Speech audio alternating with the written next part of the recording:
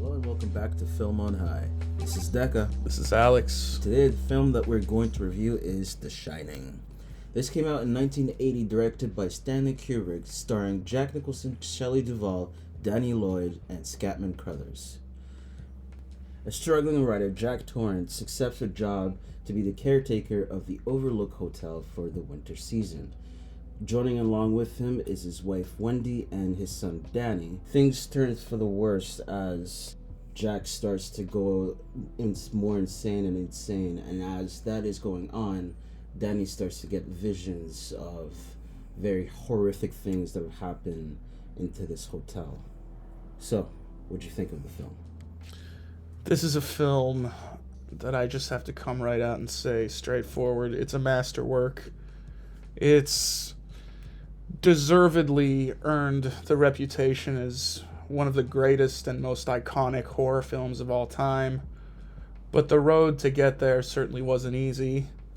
It was a movie that was not received particularly well when it came out. There were a lot of harsh critical assessments, harsh critiques of the actors, and a particular kind of, I think, harsh critique of Stanley Kubrick's style. And maybe if you try to put yourself in the shoes of the critics and the audiences back in those days, and you look at the context of Kubrick's career, you can sort of understand that. Because Kubrick, obviously, by this point, had already established himself as a very forward-thinking and very unique director, very beloved director in a lot of ways. He'd made films like Dr. Strangelove, 2001: A Space Odyssey, A Clockwork Orange, Barry Lyndon. So he was kind of coming off a pretty insane pedigree, and, you know, the critics were always waiting to see what he was going to do next. And if you just look at the movie kind of for what it is, I could see how some people could maybe see it as a step backwards. It doesn't have that sort of clever satirical edge that movies like Dr. Strangelove and A Clockwork Orange had, and it doesn't have the kind of stunning visuals or effects that films like 2001 or Barry Lyndon had.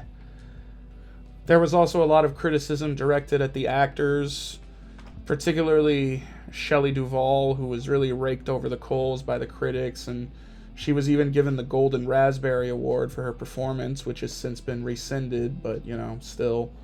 And Jack Nicholson even was kind of criticized by a lot of people who felt like his performance was just really over the top. And one of the foremost dissenting voices in the midst of all this, believe it or not, was Stephen King himself. It's no secret at this point that Stephen King was not pleased with this adaptation.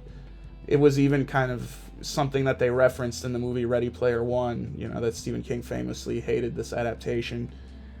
And I suppose I can kind of understand why, but this is where I have to come out and I have to be somewhat straightforward, and I have to make a statement that some people may consider a bit controversial, but I don't think that Stephen King's The Shining, the novel, is that great.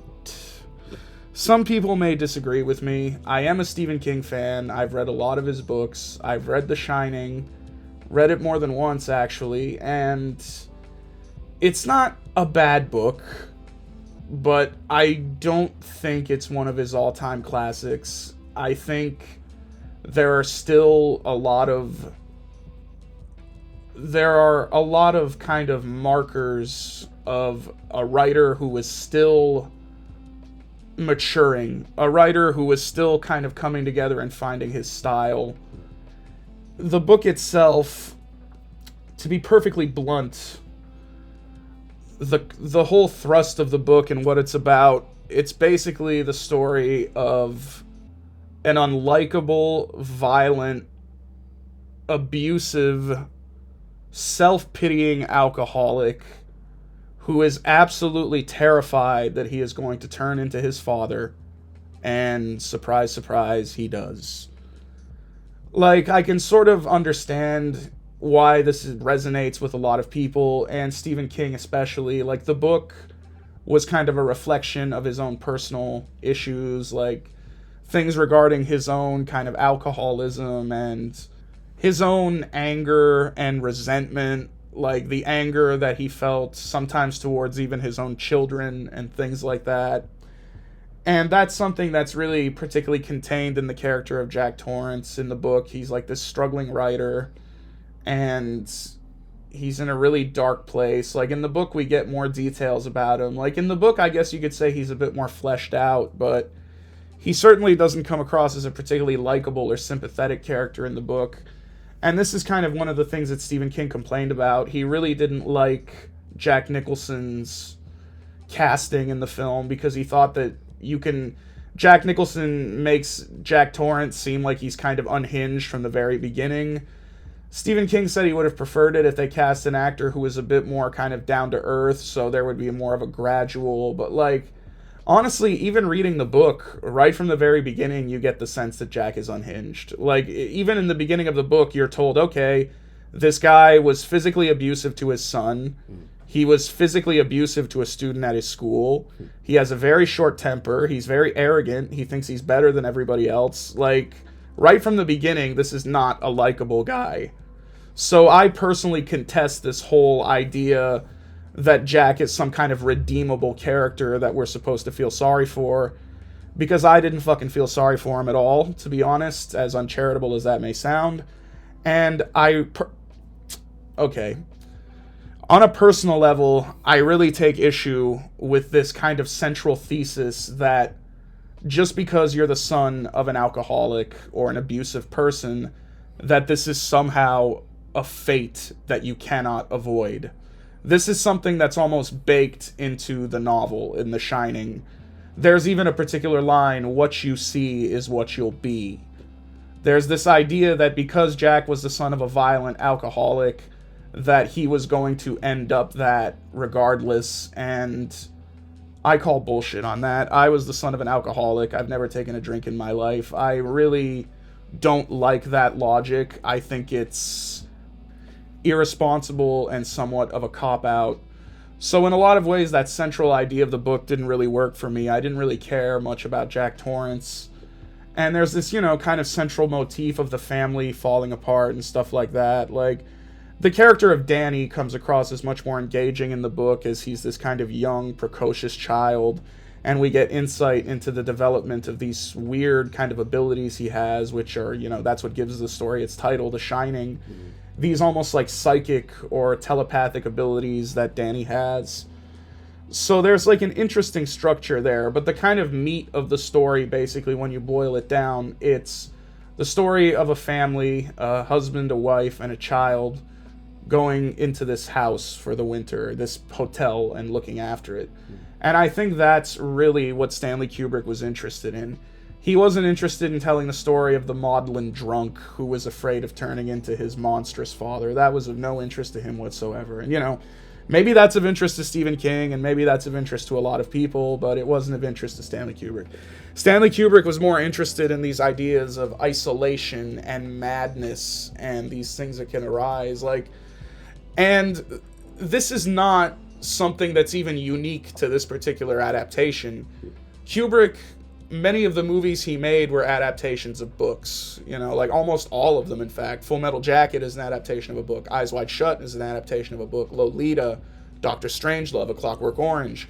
And in almost all of these cases, he made significant alterations to the text. So it's not like he had anything against Stephen King in particular or anything like that. That's just kind of how he approached making movies. He would use the book as a basic skeleton or structure, and then kind of use it as a way to communicate his own vision. And in many ways, he kind of accentuated the pure horror of the story, which is one of the things I like about it. It's really more about this sense of the atmosphere and this real feeling of isolation and being stuck. Many of these themes from the book, like alcoholism and the kind of disintegration of the family unit and, child abuse and things like that, they definitely are present here, but they're not emphasized as strongly as they were in the book. Instead, they're more used to kind of inform the entire story. It's like we set things up, we know who these characters are, we know what the situation is, and Kubrick kind of just creates this really insane nightmare of a film that we're kind of pulled into. Well said. With the characters themselves, it works really well with the pacing, and what I mean by that is that, as you mentioned, the slow descent into madness, even though you're given a hint of it with Jack in the beginning and just mannerisms, all that type of stuff. What's intriguing about this film is that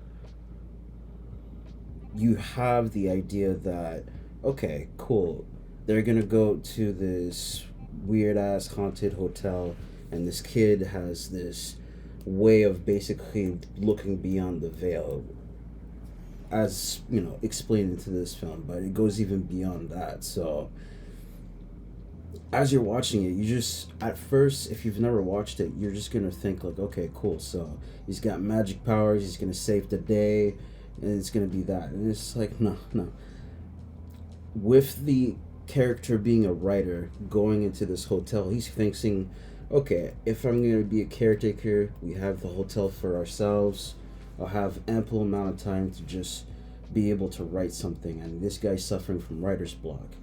So with, let's say, and I like how he designed the hotel, where it's spacious, it's grand, but sitting down for hours on end, for days on end, trying to figure out something good to write, it almost feels like the walls are actually talking to you. You know, the echoes of the actual hotel itself, just the creaks, the cracks, just all of it starts to get to you. And the most important factor is like the horror of what happens when you don't socialize.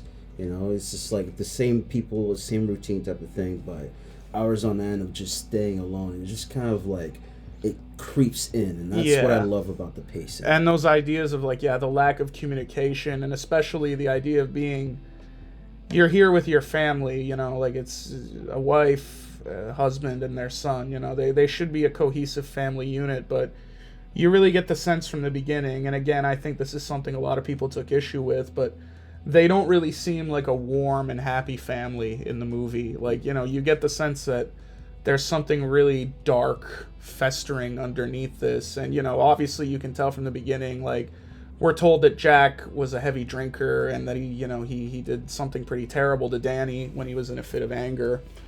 And, you know, like, Wendy, who I could say a lot about Wendy in this film. I think the performance and the character are just amazing, but you know, whether there's a certain amount of denial there, or this idea that she has to kind of put on a brave face, you know, like she's almost like trying to like put a spin on all this and make it seem like something great, but there's almost like this idea of like a mask where even she knows what's going on. She's aware of, because, you know, like this thing that Jack did to Danny, like it's almost like the shadow of that is hanging over them, because, like, you know, obviously this was a different kind of period where, you know, maybe physical discipline against children was a bit more acceptable compared to now. But even then, like, Jack did something that kind of, it really hurt Danny. Like, you know, it hurt his arm, and you know, he needed to be hospitalized. You know, it was that bad. And that's the kind of thing where, like, you can't, that's hard to get over. Like, it's almost like this has created like a wound in their actual family, like a scar that won't heal. So it's definitely there, and it informs the film, but it's different, and I like that. Like, they didn't make it so much a literal thing, but yeah, there's like this miscommunication, this, like, you know, even as Jack is kind of sliding into madness, they don't fully, like, Wendy especially doesn't seem to fully become aware of it. Danny is more aware of it, but again, that probably has to do with The Shining. And, you know, like, Danny too, he's got his whole thing going on where he's discovering this new ability that he has, this strange kind of thing, The Shining. And in the film, it's personified in this kind of weird way where he talks, like, with his finger. He has, like, the little Tony, who he claims is the boy who lives inside of his mouth or inside of his stomach. And that's almost like the personification of The Shining. Like, again, it's different in the book, but for the movie, I guess, like, apparently the whole finger thing was actually something that Danny Lloyd himself came up with, and Kubrick liked it, so he put it in the movie. But yeah, it's just like kind of a way of maybe visualizing The Shining. And it's kind of goofy, but at the same time, I like it because Danny is a child. So it sort of makes sense that he would express himself in a childish way, you know? Yeah. So that's like a way of communicating it. But yeah, he's having like, and the interesting thing with Danny is it's almost like he's getting this information and these visions and these notions, but again, he's too young to fully discern them. And that's kind of, it's somewhat of a departure from the book again, where Danny's a bit more precocious and a bit more intelligent and a bit more of an active character. But like, one of the common complaints that this movie gets from a lot of people is that it's too cold. Like Kubrick, like that's kind of a complaint that Kubrick's film, a lot of his films get, where they say he's a very cold filmmaker and he's very mechanical, and he doesn't really care about humans that much. He's not really interested in his human subjects. He's more interested in the kind of technology and the, you know, the process of filmmaking as opposed to the more human interactions and relationships. And, you know, that's a point you could make, but I definitely don't think that's like a fatal flaw of the film where it ruins it. Like, again, it gives it kind of a different vision where the movie, like, it's almost like an objective viewpoint in a weird way. Like, in the book, you get more insight into the characters. Like, you have kind of chapters that are told from, like, specific character viewpoints. So you get a better sense of what's going on in Jack's head, in Wendy's head, or in Danny's head at any given time. But the movie almost has this more objective point of view.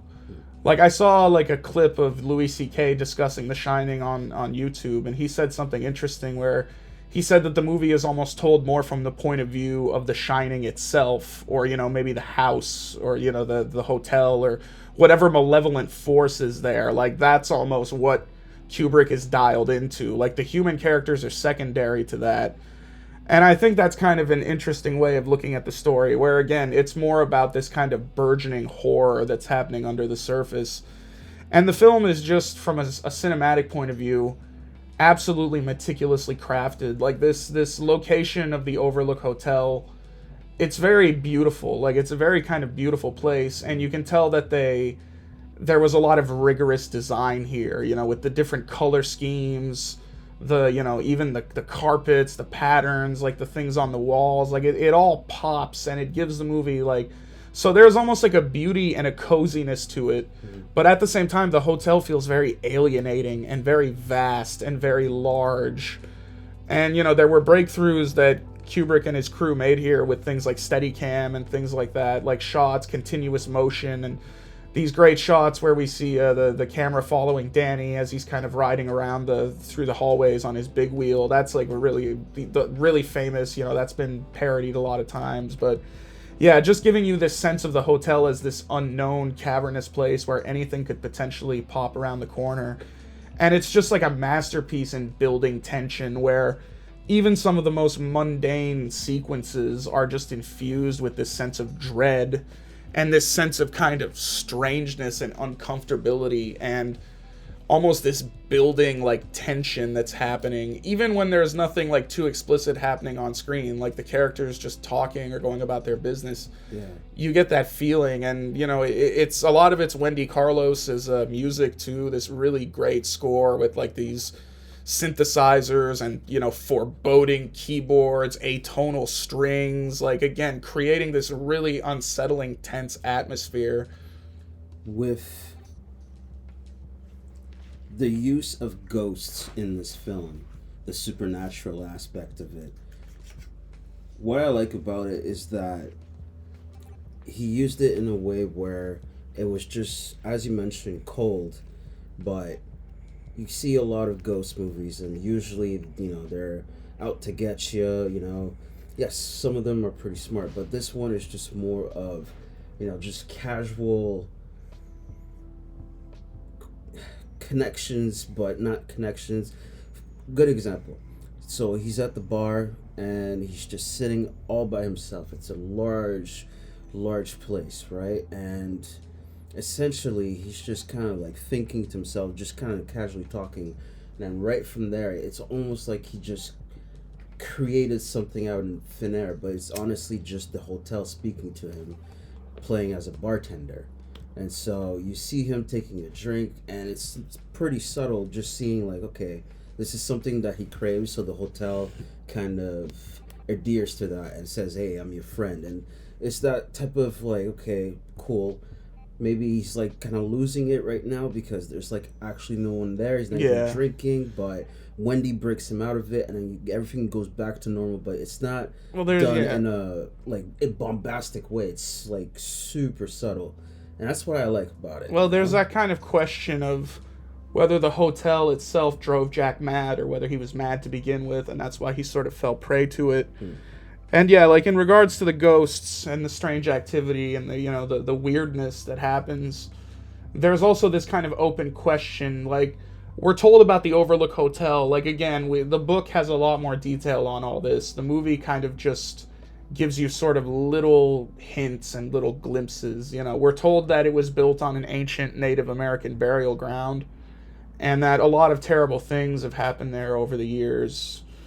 And one of the things we're told from the very beginning is that the previous caretaker who had the job before Jack took it, he ended up going sort of mad, and he ended up taking the lives of his wife and child, and then of his wife and his daughters, and then taking his own life. So right from the beginning, you get the sense that the Overlook is a place where many terrible things have happened. And, you're wondering, is the hotel itself, like, haunted? Like, what is this energy? Or is it just, like, responding to the presence of Danny and the Shining itself? Like, it's interesting, too, because there's another character named Dick Halloran, who's actually the chef at the Overlook Hotel. And Danny meets him on the day where they go there for, they go there to settle in just as the staff are all leaving for the season. And he ends up having a conversation with Dick Halloran, and Dick reveals that he also has the Shining. He's actually the first person who sort of reaches out to Danny and communicates with him.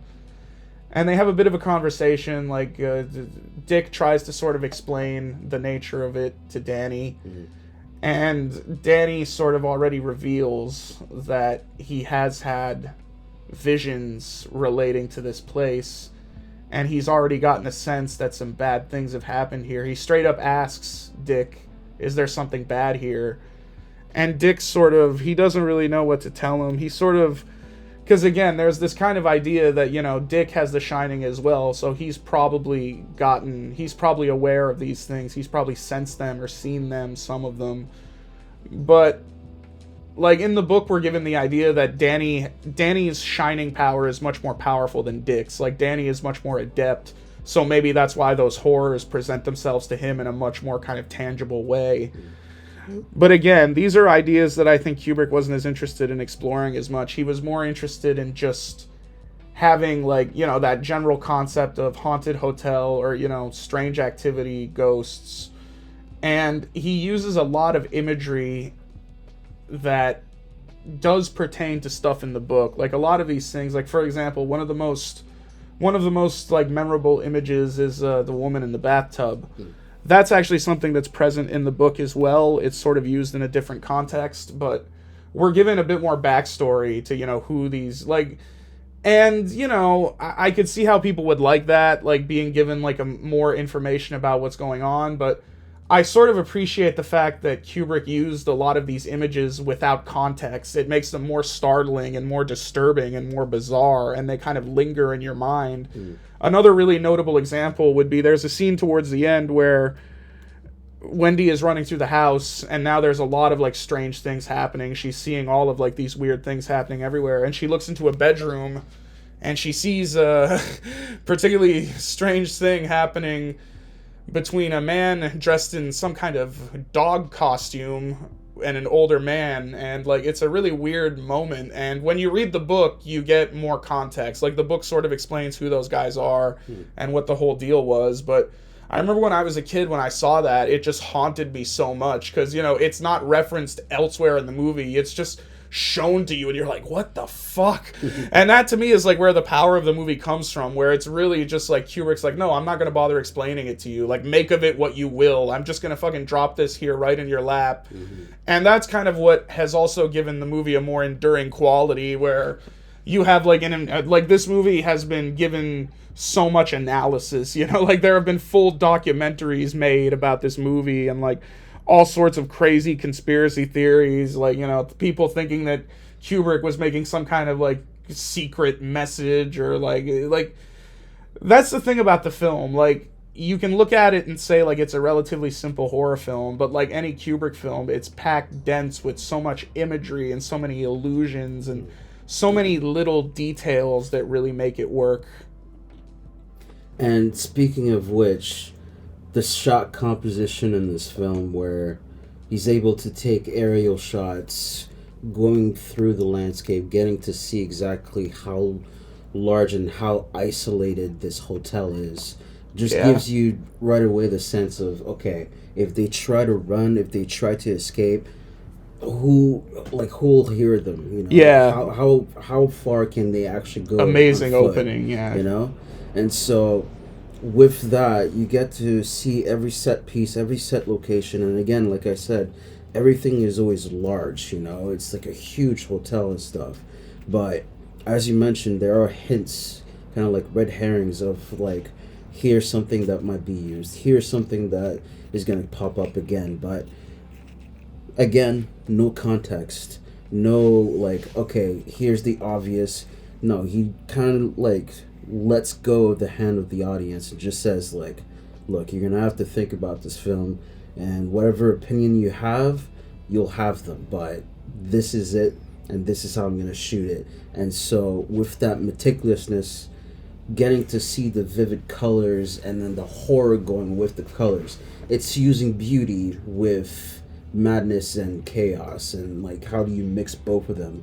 And you get a beautiful scene where it kind of dripples into each part of the film, where it's this elevator, and slowly there's just this pool of blood that just kind of comes out, and you're just kind of there like, what the fuck is that? And there's no explanation for it, but you can think of it as all the victims that the hotel has gained so far, and that's all their blood. Or you could think of it as just the hotel just being like, fuck you, and just kind of messing with their minds. Yeah, the whole idea of, like, is this a literal thing that's happening, or is it just some kind of vision, or, you know, something that's being projected to them? Or because, you know, again, as the movie goes on, like, at first Danny is really the only one who seems to be able to see these things or have awareness of them. But then Jack starts to become more aware, and then Wendy, who was kind of the one who was maybe, you know, Wendy didn't really know anything that was going on, but then at the very end, these things are manifesting themselves to her as well. So it's like almost this idea that, like, these energies in the hotel have built to such a level where now everybody can see them. Like, you know, it's not just people with the Shining who have, like, this extra sensory power, or, like, maybe, again, the presence of Danny's Shining almost empowers it further. Like, that's kind of the idea in the book, where the hotel wants Danny. Like, it knows Danny has this powerful Shining, and it essentially wants to absorb Danny into itself, and it uses Jack to try to accomplish that goal. Like, it's made more explicit in the book what's going on. And again, since Jack is such a kind of, you know, dickhead, the hotel is able to kind of appeal to his ego, and, you know, like, oh, you're the caretaker, you're the man we want, you're so important, and kind of seduces him that way. But yeah, like, in the movie, Kubrick doesn't really, he leaves those details out, and instead more emphasizes just the absolute abject horror of the situation. He also kind of creates a few mysteries of his own. Like, you can tell he wanted to kind of put his own stamp on this and make it his own thing. And when it comes to adaptations, like, I think I've mentioned this before, but there's always that slippery slope of, if you adapt it too close to the source material, it becomes pointless, because then it's just a literal, you know, you might as well just read the fucking book. So, you know, you want it to have its own distinct, you know, if you're going to make a movie, you got to make it somewhat unique. But then if you take it too far away from the source material, you risk kind of alienating people and pissing people off. But I think I like the way Kubrick approached this, where it feels like, you know, he just used this kind of concept and idea and made his own sort of movie, but like almost like a different kind of take on the same story, you know, like it, you know, the book is still valid. Like, if you like the book, you can read the book and everything, but the movie just has its own sort of approach to it, where it really just, it drains out all the extraneous stuff, like all the extraneous detail, all those kind of things. And it really just focuses on this really kind of desperate, horrific situation. This crumbling family, this man who's kind of falling into madness, and this child who's kind of being plagued by these visions he doesn't quite understand. Like, those ideas are kind of potent enough in and of themselves to really work. Mm-hmm. And the movie just builds and builds with this intensity and this horror. And the very final sequence, which is set in this hedge maze, is just absolutely phenomenal. Like, that is just one of the most tense and horrific sequences in film history. And so well shot. Like, again, recalling those earlier sequences where we had the Steadicam following Danny around the hotel. Mm-hmm. Now we're just following him as he's running through this hedge maze, being chased by his father who's trying to kill him. And it's just so, like, pulse-pounding and horrific. And by that point, like, again, there's no humanity left. Like, you know, there's no humanity left in Jack. He's become, like, animalistic and vicious. And, you know, there's just this real sense of, like, oh my God. And, you know, like, it's almost like a contrast to earlier in the film where we had those wide sweeping shots leading up. Now we're in this really tight claustrophobic area and you feel squeezed in there. And you literally feel like the motherfucker's after you while you're watching it. Like, it's so well executed and so well done. And I find it incredible that Stephen King once said that he doesn't understand how people could find this movie scary. Like, yeah, take that from the guy who directed Maximum Overdrive. This guy knows how to deliver fucking cinematic excellence. Oy. It's the play of the seasons for me. When you first get introduced to the family, the whole shebang of the film, you know, it's maybe fall starting to get into fall. So you get to see the greenery, you get to see the landscape and, you know, just exactly what it looks like. But by the time we get to the hedge-maze scene, you see it completely snowed in, and so there's minimal ways to get help from the outside and to even reach the outside because some doors have been blocked by the snow. And so you get the idea of why this idea of like being a caretaker for the winter season, you get it now that, okay, you're gonna have to survive with all the food in the pantry, and you know, you get the kitchen, the whole house to yourself because you'll be literally stuck here. Yeah, and like the real obvious horror of, like, you know, being stuck in a place with someone you thought you could trust, someone you love, who just turns completely insane and becomes like a vicious, violent threat towards you. Like, again, that's a palpable, like, horrific idea in and of itself. And I think by really emphasizing that, that's what makes the movie even scarier. Like, again, like, Kubrick doesn't even really care about making Jack seem like a, you know, relatable or nice guy. Like, you know, even if he seems like a psycho from the very beginning, that's what he's going for. And, like, we should move on and talk about the acting a little. Like, obviously the movie centers around three main performances. We have Jack Nicholson. And Jack, he really goes for it in this movie. Like, by this point, Nicholson, he'd almost built, like, a reputation for being this rather unique actor who had, like, his own approach. Like, he'd played characters like McMurphy in One Flew Over the Cuckoo's Nest and things like that. So he was definitely known for having his particular brand of, like, manic energy, if you will. But in this film, he proved how outright sinister he could be. And yeah, there's, like, moments of just really subtle menace and really piercing stares, long silences, building into, you know, absolute eruptions of just rage and insanity. And also kind of almost sprinkling in his own kind of black comic energy in there as well. It's a pretty remarkable performance. And especially as the movie goes on and Jack sort of degrades into this utterly animalistic killer, basically bent on murdering his wife and child, he really kind of sinks into that. Like, I've seen some people mention that they find Jack Nicholson's performance, like, comical or goofy or over the top, and, you know, whatever, but I think it really works for the film. Like, when I was a kid and I saw this, I was terrified. I had nightmares of this guy. I'm not joking. And Shelley Duvall, the wonderful Shelley Duvall, who just recently passed away, rest in peace. Rest in peace. Her performance in this film is nothing short of amazing, and it's a crime that it took so long for that to be recognized.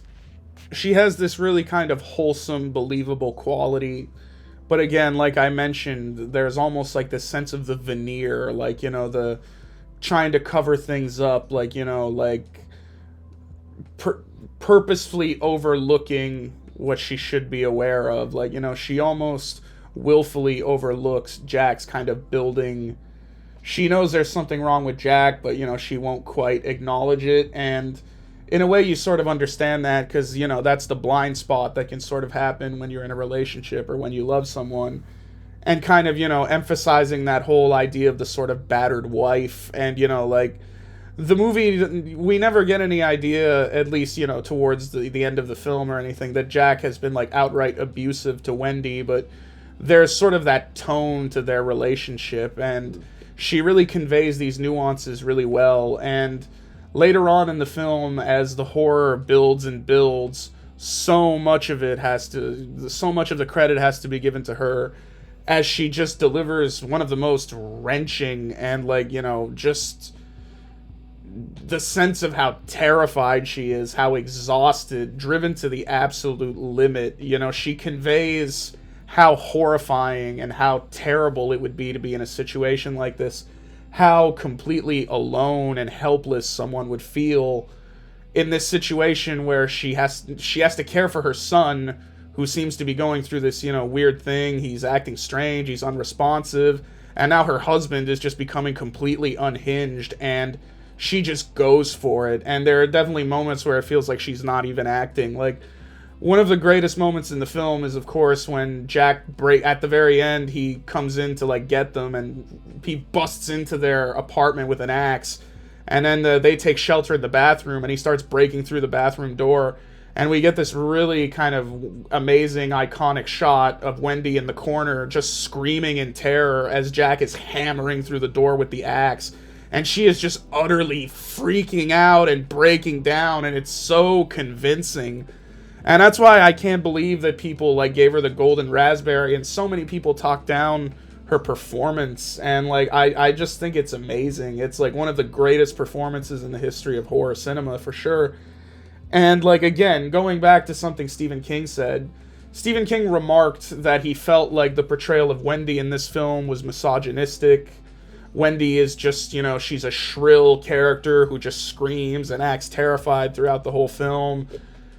And, I personally completely disagree with that, but, to each their own. Like, in the book, I guess you could argue that Wendy's more of a conventional kind of, she does stand up to Jack and all that, but the thing is, for one thing, in the book, Jack, like, beats the crap out of Wendy. Like, there's a scene where he literally gets her and he beats her up with his mallet and he's, like, smashing up her ribs. It's pretty brutal. And, it's worth mentioning that in the film, Jack never actually hurts Wendy. Like, every time that, like, Jack confronts Wendy, she kind of always comes up with the upper hand. So I really contest the idea that it's misogynistic. Like, I think it's realistic. Like, again, just because she's afraid, that doesn't mean she's weak. Like, anyone would be afraid in that situation. And, if anything, I think it's much more realistic than to just give us, like, another standard, final girl type of trope that we've seen in so many horror films. Like, Wendy is depicted as, human and frightened, and she's understandably terrified as all of this is happening around her. And I don't think the film would have worked nearly as well without Shelley Duvall's acting, like, really convincing you of how horrific and terrible this situation is. And there's also Danny Lloyd, who plays the young Danny. Danny Lloyd's interesting. He didn't really go on to have a film career after this. He sort of, I think he's a biology teacher now. And apparently it's interesting because Kubrick behind the scenes in this film, he was known for maybe being, because that's another interesting thing about the movie too, where, like, it's all about Jack, like, and his obsession with, like, writing a book and creativity sort of, like, drives him mad. Like, you get the idea that maybe that's something Kubrick identified with, because he was known for being, like, a bit mad and perfectionist, and, like, the insane amount of takes that he would do and stuff. And apparently there's been a lot of controversy over the years about his treatment of Shelley Duvall on sets. And some of this you can even see in various behind-the-scenes documentary. He was kind of harsh towards her, not very encouraging. He would badger her, and he just wasn't warm. He wasn't very nice towards her. Like, because the thing is, like, a film director, it's not just about telling people what to do and saying action and cut. Like, you sort of need to be there for the actors. You need to sort of you almost need to be like, like a father figure for the actors in a way. Like, they need to be able to confide in you and you sort of help them. It's a collaborative thing. But Kubrick, he was always more about, he wasn't that kind of director, but apparently he was particularly cold to Shelley, and she became very stressed, and she was losing her hair. It was difficult for her. And, obviously that's really crappy of him to do. Like, you can't really defend that kind of behavior, but I think maybe what he was trying to do was he was trying to put her in the mindset. Like, he was almost being dickish towards her because, she was in this character where Jack was treating her like crap, so maybe he was trying to put her in that mindset, but, that's not what you should do in a situation like that. So, yeah, it's kind of shitty that he treated her that way. But in the case of Danny Lloyd, he was apparently much more, like, kind. He was very careful with Danny. He didn't want to traumatize him.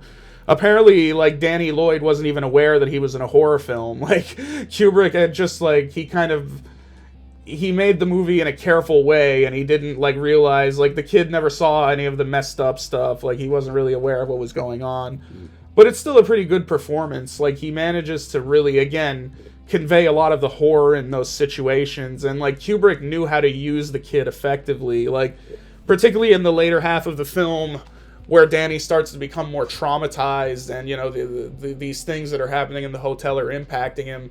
You get these scenes of him with, like, these blank stares and, like, looking really disturbed and frightened. Like, Kubrick knew how to use those images to really get a reaction out of the audience and really, like, increase the film's power. So, like, it's a pretty good cast all around. And all three of them kind of contribute to making the film as memorable as it is. So does Scatman Crothers. Like, his role is smaller, but again, he does such a great job as Dick Halloran. Like, it's a small role, but he sort of infuses it with a certain warmth, a certain kind of caring. Like, especially in a movie where, like, there's so much awful shit going on. Like, Halloran's character almost seems like a beacon of, like, kindness. You can tell he cares about Danny. And it's a really great turn by Scatman Crothers. And again, like, later on in the film, when he's brutally killed off by Jack, like, again, that almost feels like Kubrick. Like, this was the only, like, nice guy. Now we're just gonna kill him, put an axe through his chest. Like, again, it's just making that situation more horrific and dire. And that's what you do with a great cast and a great story, that you're able to tell your own tale with it. And he very much showed us basically how to make a really great horror film without having the proverbial, gruesome fest of murder, slasher type of thing like that. Like, this could be technically seen as a slasher because, he has an axe and goes and slashes, but no, it's just the trick on your mind to feel how this family feels and just being stuck with them for this duration of 2 hours. And you want to escape, you want to, like, get out, but it just kind of grips you because you just want to see what happens next. What's the story with the hotel? These ghosts that gradually get more and more fucked up to the point where you get to see some of them how they were murdered. And it's all, as you mentioned, because The Shining and that magical power where it's just like, not only is this kid can see it and he's powerful, but there are others. So, the people that have come here, are they always shiners? And is that why it happens? Or, like, these gruesome murders happen in this hotel because somebody has magic? Or is it just, Well, yeah, that's also kind of what I like about Kubrick's approach to the material, where he doesn't necessarily explain every single thing going on like the book does, but that leaves a lot more room for speculation. Like, it leaves it open. And again, like, that's why this movie has been analyzed by so many people and so many crazy theories have arisen from it. But that's kind of the magic of Kubrick's filmmaking style. And Kubrick, like almost every genre he took on, he sort of reinvented it, or, he had, like, a profound impact. Like, it's ironic that so many people said Kubrick didn't know how to make a horror film, because this film has had such an inspiration on so many horror films that have come after it. Like, again, like you said, not necessarily using, like, a lot of these familiar tropes that even by then had become popular, because, like, 1980, that's when the whole slasher movie craze was really kicking off. this movie is just all about atmosphere and dread and terror, and like it's a tangible feeling. You feel so closed in and shut in, and I think it's just a triumph of like craftsmanship. It's one of the few movies out there that has truly frightened me, really kind of made an impression on me, and really kind of affected me in a profound way, because so many horror films, like, again, horror is a subjective thing. There are plenty of people, I'm sure, that will watch this movie and say, oh, it's not scary, but to me, just something about it, like, ever since I saw it as a child, like, it's always kind of occupied a place in my mind, and yeah, like, I think it definitely deserves its reputation as one of the all-time greats. 5 out of 5 for me. Yeah, cut straight to the point. I have to give it a 5 out of 5 as well. As much as it's been kind of maligned and misinterpreted and reinterpreted and overinterpreted and dissimulated and all those kind of things, it just still stands out as a marvel of cinema. Like, it's just a film that you can always revisit, and you'll always kind of find new layers, new textures, and I'm glad that it's still here to be discovered and to terrify new generations to come. So, have you seen the film? Have you read the book? What'd you think about them? Let us know down in the comments down below. Until then, it's been Film on High. Peace. Later.